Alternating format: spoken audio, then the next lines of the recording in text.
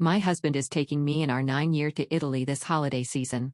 He refused to pay for my 12-year daughter. She's not my responsibility. I don't work, her dad can't afford it. I couldn't protest, we left her home. There my husband froze. I had secretly. She can stay with my mother, Derek said, not looking up from his phone. It's only 10 days. We were in the kitchen. Chloe was at the table doing homework, her pencil scratching against paper. She didn't lift her head either, but I saw the pencil stop moving. Your mother is 73, I said. So? She raised 4 kids. She can handle one for a week and a half. 10 days over Christmas. She'll be fine. He finally looked at me, that expression he wore when he considered a conversation finished. I'm not paying $5,000 to bring someone else's kid to Italy. That's not my responsibility. Someone else's kid? Chloe's pencil started moving again, slower this time. Mason wandered in from the living room, our 9-year-old, Derek's biological son. Are we still going to see the Colosseum? Absolutely, buddy. Derek ruffled his hair. We're going to see everything. The Vatican, the fountains, all of it. Cool. Mason grabbed a juice box from the fridge. Is Chloe coming? The silence that followed lasted 3 full seconds. Chloe's going to stay with Grandma, Derek said smoothly. She's going to have her own adventure here. Mason shrugged. Okay. He wandered back out. Chloe's pencil had stopped again. Derek. The discussion is over. He pocketed his phone. I've already booked 3 tickets, 3. The itinerary is set. We leave in 6 days. He walked out of the kitchen. I stood there, looking at my daughter. She was 12 years old. She'd been living under this roof for 4 years, ever since I married Derek. 4 years of being fed at his table, sleeping under his roof, being driven to school in his car. 4 years of someone else's kid. She finally looked up at me. Her eyes were dry, but something in them had hardened. It's okay, Mom. Her voice was flat. I'll be fine at Grandma's. She went back to her homework. This wasn't the first time Derek had drawn these lines. When we first got married, I'd had a small savings account, about $40,000 from selling my previous house after the divorce from Chloe's father. Derek had suggested we merge our finances. We're a family now, he'd said. We should operate like one. I'd agreed. The money went into our joint account, which quickly became his account in every way that mattered. He managed the finances. He made the investment decisions. He controlled the credit cards. I didn't work. That had been his preference too. Someone should be home with the kids, he'd said, back when Mason was 5 and Chloe was 8. You don't need to work. I make enough. He did make enough. He made plenty. Derek was a senior project manager at a commercial construction firm, pulling in close to $200,000 a year. We lived in a 4-bedroom house in a good neighborhood. Both kids went to good schools. We took vacations, or at least, Derek and Mason took vacations. There was always some reason Chloe couldn't come along. Too expensive. Wrong timing. She had school. Her father should take her. Her father, Ryan, was barely scraping by. He worked as a line cook at a chain restaurant 2 towns over, saw Chloe every other weekend, and couldn't afford to take her anywhere more exciting than the bowling alley. He paid child support when he could, which wasn't often. Derek knew this. He'd made comments about it at dinner, right in front of Chloe. Maybe if her dad stepped up, this wouldn't be an issue. I shouldn't have to subsidize someone else's failure to provide. She's not my financial responsibility. She's not my financial responsibility. Chloe heard all of it. Every word, every dinner, every vacation she was excluded from. I'd protested, early on. I'd argued. I'd cried. I tried to explain that she was my daughter, that we were supposed to be a family, that excluding her was cruel. Derek had a way of ending those conversations. You don't work. You don't contribute financially. So you don't get to make financial decisions. That's how this works. He wasn't wrong, technically. I didn't work. I didn't contribute. I had no money of my own, no income, no independence. Everything I had came from him, and he made sure I remembered that. But he was wrong about something else. He thought I was powerless. 3 months before the Italy trip, I'd had coffee with my cousin Renee. She was a paralegal at a family law firm downtown. I hadn't planned to talk about Derek. I'd planned to complain about the weather, catch up on family gossip, ask about her kids. Instead, I'd started crying over my latte. Renee listened to everything. The financial control. The exclusion of Chloe. The years of being told I had no say because I didn't contribute. When I finished, she didn't say she was sorry. She didn't offer platitudes or comfort. She reached across the table and grabbed my hand. You need to talk to one of our attorneys, tomorrow. I can't afford. You can't afford not to. Trust me. The next day, I sat in a conference room with a woman named Patricia Holden. She was in her 50s, silver hair, calm eyes, and a voice like a surgeon's scalpel, precise and unhesitating. I told her everything. When I finished, she nodded slowly. First thing you need to understand, she said. Texas is a community property state. That means virtually everything acquired during your marriage belongs to both of you equally. His salary, the investments, the house, all community property. You don't need to contribute financially to have an equal claim. But he manages everything. Doesn't matter. Management isn't ownership. And your role as a homemaker, raising the children, maintaining the household, that's contribution. The courts recognize that. I sat there, feeling something shift inside me. Second thing, Patricia continued. Financial abuse is abuse. What you're describing, controlling all the money, denying you access, excluding your daughter as a punishment tool, that's a pattern. It's documented. It's recognized. And judges don't look kindly on it. What can I do? She smiled, just slightly. Quite a bit, actually. Over the next 3 months, I did exactly what Patricia told me. I documented everything. Every time Derek made a comment about Chloe not being his responsibility, I wrote it down, date, time, exact words. Every time he denied me access to money, I noted it. Every vacation Chloe was excluded from, I logged. I photographed receipts, statements, anything I could access. I opened a secret email account. Every document went there. I gathered financial records, tax returns, bank statements, investment accounts. Derek was sloppy about security. His passwords were predictable. I didn't touch anything, didn't move anything. I just copied. Patricia needed to know exactly what we were dealing with. The number was larger than I'd expected. Between the retirement accounts, the brokerage portfolio, and the equity in the house, we were looking at just over $2 million in marital assets. Half of that was mine. I also started keeping a small amount of cash.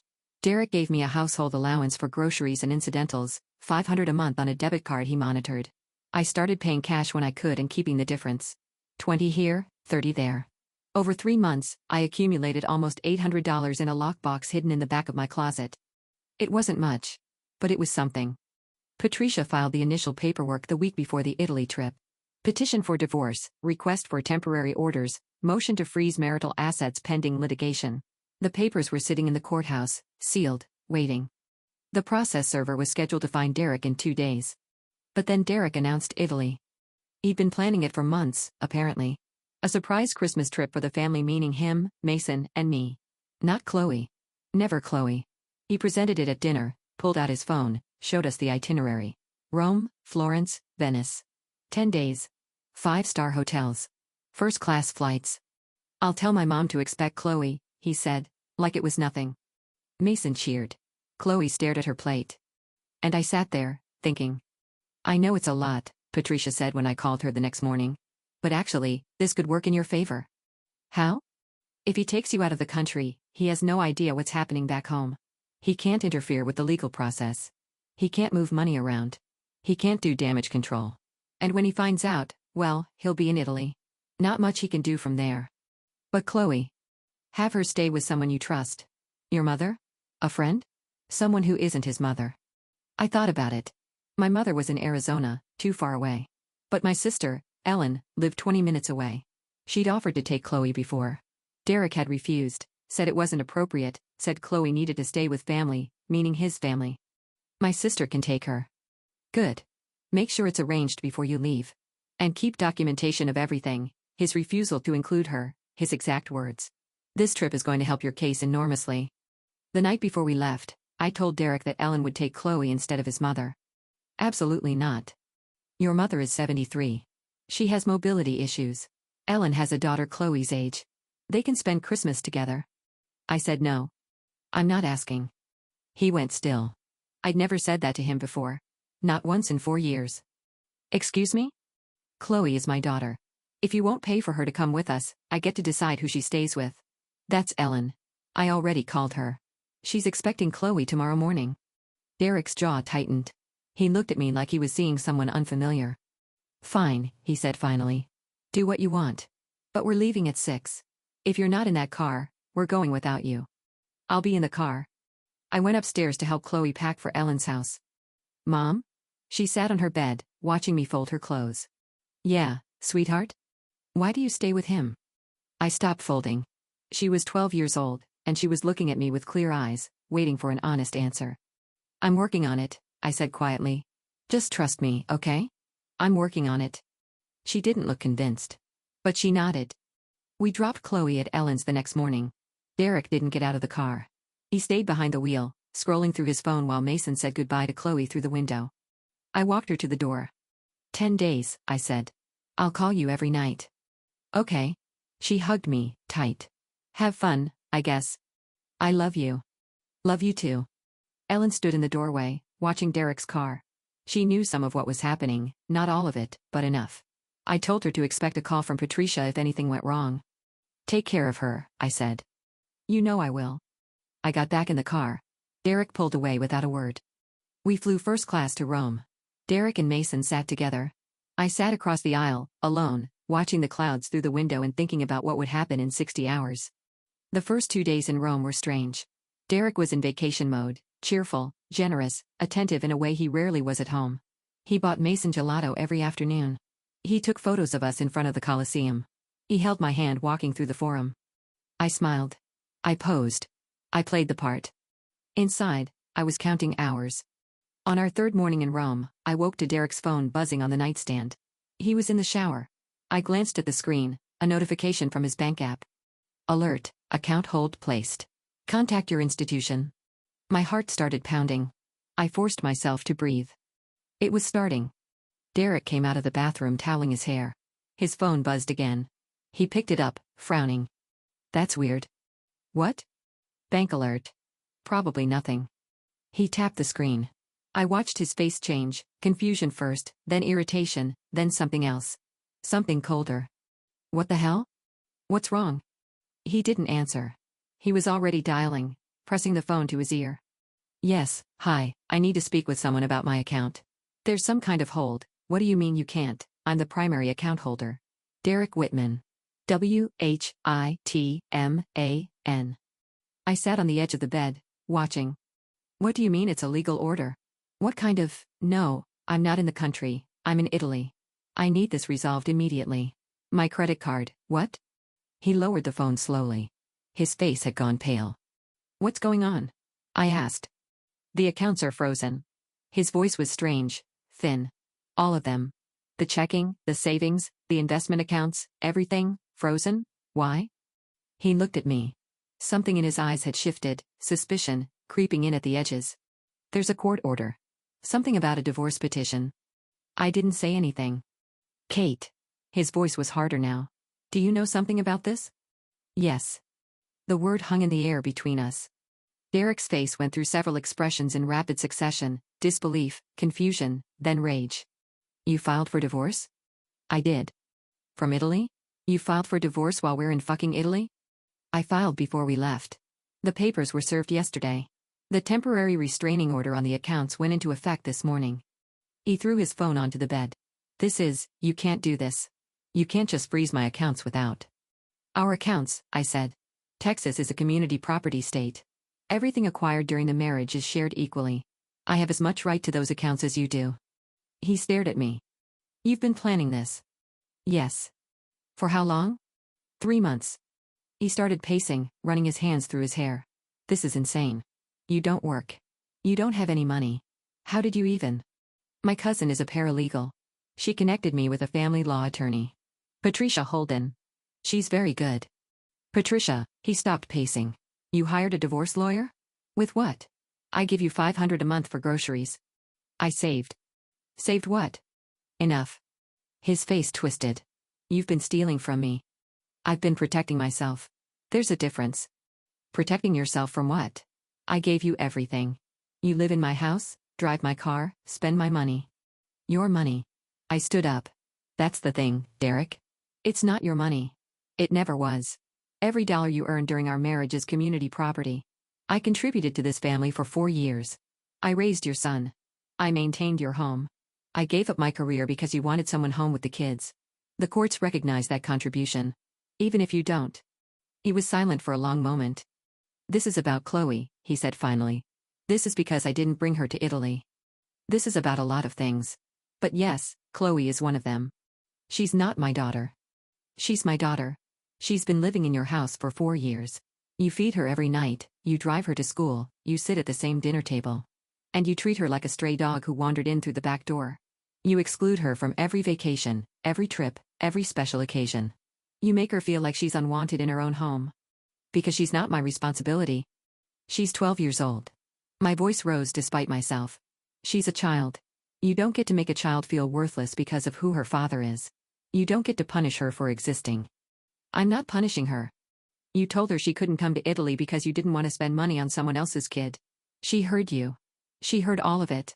Every comment, every dig, every time you reminded her she doesn't really belong. Derek sat down heavily on the bed. The rage had drained from his face, replaced by something that might have been shock. What happens now? Now we go home, separately. I've already booked a flight for myself. I leave tonight. You and Mason can stay, finish the vacation. When you get back, there will be paperwork waiting for you. Temporary orders, asset documentation, the whole thing. Your attorney can explain it. I don't have an attorney. You'll want to get one. He looked up at me. And the house? The house stays frozen pending litigation, like the accounts. Neither of us can sell it or mortgage it until the divorce is finalized. But I'll be moving out. Chloe and I will stay with my sister until I can secure temporary housing. Your attorney and mine can work out the visitation schedule for Mason.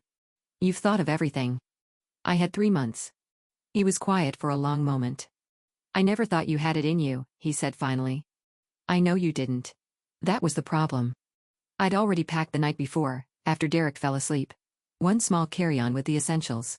I didn't need much, most of what I owned belonged to the marriage anyway. The jewelry, the clothes, the nice things. I left all of it.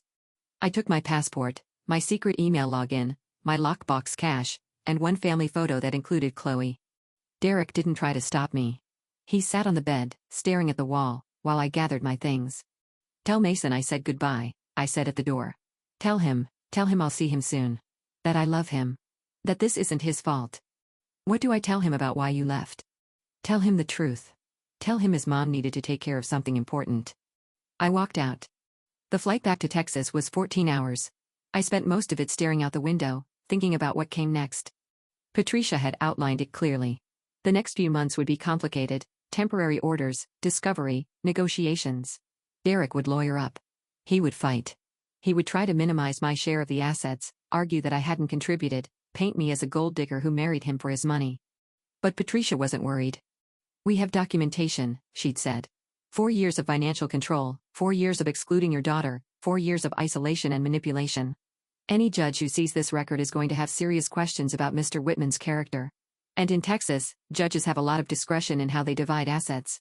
The law says just and right. That gives us room to work with. Just and right. I landed in Dallas at 6 in the morning. Ellen picked me up at the airport. Chloe was in the back seat, still in her pajamas, half asleep. Mom? She blinked at me as I climbed in. What are you doing here? I thought you weren't back for another week. Change of plans. I reached back and squeezed her hand. I'm home. What happened? A lot. I'll explain later.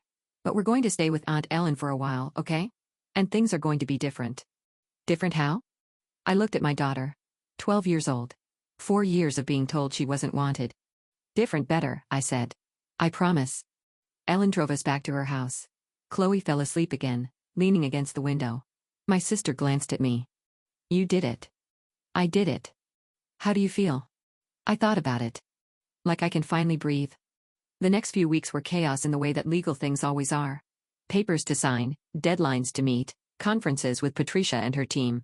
Derek's attorney sent aggressive letters demanding negotiations. We ignored most of them. Derek came back from Italy 2 days after I did. He'd cut the trip short. Mason told me later, in a carefully supervised phone call, that his dad had been really quiet on the plane home. That he hadn't said much since. The temporary orders gave me primary custody of Mason for the duration of the divorce proceedings, subject to Derek's visitation rights. That surprised me. I'd expected him to fight harder for his son. But Patricia said it made sense. He's on the defensive. The documentation we have paints a clear picture of financial and emotional control. His attorney probably advised him to play nice during discovery. Any aggressive moves right now would hurt him in the long run. Derek played nice. He didn't contest the temporary orders. He agreed to a reasonable child support amount for Mason pending final judgment. He didn't try to unfreeze the accounts unilaterally. He also didn't try to contact me directly. Everything went through the attorneys. That was fine with me.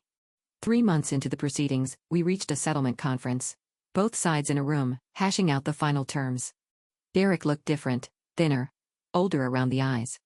My client is prepared to offer an equitable division of assets, his attorney began. 50% of community property, as mandated by Texas law. We believe this represents a fair 50% of stated assets, Patricia interrupted. But your client hasn't been entirely forthcoming about what those assets actually are. Derek's attorney frowned. I'm not sure what you're implying. Patricia slid a folder across the table. During discovery, your client reported his investment portfolio at just under $900,000. However, we've obtained documentation of a separate brokerage account under your client's name, opened 6 months before the marriage and maintained with funds acquired during the marriage. The current balance is approximately $350,000. Derek went still. This account was not disclosed, Patricia continued, which raises serious questions about your client's good faith in these proceedings. His attorney flipped through the folder, then looked at Derek. The look was not friendly. I wasn't aware of this account, the attorney said carefully. Neither were we, Patricia said. Until one of your client's former colleagues reached out. Apparently your client mentioned this account during a company function last year. He described it as his exit strategy. I believe his exact words were, what the wife doesn't know won't hurt her. Derek's face had gone pale. Given this discovery, Patricia said, my client is no longer willing to accept a 50-50 split. We believe a 60-40 division is appropriate, given Mr. Whitman's demonstrated pattern of financial deception. That's not, Derek started. His attorney held up a hand. Let's take a break. They didn't take a break. They capitulated. The final settlement gave me 60% of the marital assets, just over $1.2 million after the house was sold. I got primary custody of Mason, with Derek having standard visitation rights. I got the car, free and clear. And I got something else, something that wasn't in the settlement documents. I got my name back. The divorce was finalized on a Tuesday in March. I signed the final papers in Patricia's office, handed back the pen, and that was it. 4 years of marriage, gone in a signature. Patricia shook my hand. What's next for you? I'm not sure yet. I've been looking at apartments. There's a place about 10 minutes from Mason's school, close enough that drop-offs won't be a nightmare. And work? I've been talking to Ellen about that. She manages an accounting firm, says they're looking for an office administrator. It's not glamorous, but it's something. A start. Sounds like a good start. It was. The apartment was small, 2 bedrooms, 1 bathroom, a kitchen that barely fit a table. After the 4-bedroom house, it felt like a shoebox. But it was mine. Chloe helped me unpack. She'd been different since the divorce, lighter somehow. She smiled more. She talked more. She brought friends home from school, something she'd never done at Derek's house.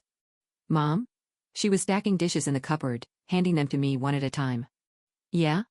Do you think Derek ever actually liked me? I stopped stacking. I think Derek liked things that were easy, I said. And you weren't easy. You were a reminder that my life existed before him. Some people can't handle that. That's his problem, not mine. Exactly. She smiled. Good. Mason came to stay with us every other weekend. The adjustment was hard for him, 9 years old, suddenly shuttling between 2 houses, 2 sets of rules, 2 different lives. But kids are resilient. Within a few months, he was treating our small apartment like a second home. Derek didn't come to the door when he dropped Mason off. He stayed in the car, engine running, waiting for Mason to disappear inside before pulling away. I saw him through the window once, sitting in his driver's seat, staring straight ahead. He didn't look angry anymore. He looked tired. I didn't feel sorry for him. I didn't feel anything for him. He'd had 4 years to treat my daughter like a human being, and he'd chosen not to. That was on him. The job at Ellen's firm started in April. It was entry-level work, answering phones, scheduling meetings, managing the office calendar. I hadn't worked in years, and it showed. The first few weeks were overwhelming. But I figured it out. One day at a time. By summer, I'd settled into a rhythm. Work during the day, home by 5. Chloe had her activities, soccer, art club, sleepovers with friends. Mason came every other weekend, and we'd do something special, bowling, movies, trips to the park. Normal family things. Normal. I hadn't realized how abnormal our life had been until I saw what normal looked like. In July, Chloe's birthday came around. She was turning 13, officially a teenager. She wanted a party, nothing huge, just some friends and pizza and a movie. And one more thing, she said. What's that? I want to go somewhere for my birthday. Just us. You and me. Where? She grinned. Italy. I laughed. Italy? I know it's expensive. I know we can't really afford it. But maybe, I don't know. Maybe we could start a fund. Save up. Go next year, or the year after. She shrugged. I want to see it. The real thing. I looked at my daughter. 13 years old, finally asking for something she wanted. You know what? I said. Let's do it. We'll start a fund. Every month, whatever we can spare. And when we have enough, we'll go. Really? Really? She hugged me, hard. It took 18 months. We saved every extra dollar, Christmas money, birthday money, spare change from the couch cushions. I picked up extra hours at work. Chloe babysat for neighbors. Slowly, the fund grew. In December of the following year, we flew to Rome. Just the two of us. Economy class, cheap hostels, walking tours instead of private guides. It was perfect. We saw the Colosseum, really saw it, not just posed in front of it for photos. We threw coins in the Trevi fountain. We ate gelato every single day. We wandered through the Vatican, staring at the ceiling of the Sistine Chapel until our necks ached. On our last night, we sat on the Spanish steps, watching the sun go down over the city. Chloe leaned her head against my shoulder. Thanks, Mom. For what? For bringing me. For not forgetting about me. I put my arm around her. I was never going to forget about you, I said. Not ever. She was quiet for a moment. I know that now. We flew home the next morning. Back to our small apartment, our regular lives, our ordinary routines. Mason was waiting at Ellen's house when we got back. Derek had dropped him off early so he could hear about our trip. Did you see gladiators? He asked. There aren't really gladiators anymore, Chloe said. But we saw where they used to fight. Was it cool? It was amazing. He looked at me. Can we go sometime? You and me? Absolutely, I said. We'll start a new fund tomorrow. That night, after the kids were in bed, I sat at the kitchen table with a cup of tea and thought about the last 2 years. The divorce. The apartment. The job, Italy. I thought about Derek, alone in that big house, scrolling through photos of vacations his family no longer took together. I thought about Chloe, standing in the Colosseum, eyes wide, finally seeing something she'd been told she couldn't have. I thought about Mason, asking if we could go somewhere together, just us. I finished my tea and went to bed. In the morning, there would be lunches to pack and school drop-offs and work and all the ordinary things that made up an ordinary life. But tonight, I just wanted to sit with the quiet. I'd earned it.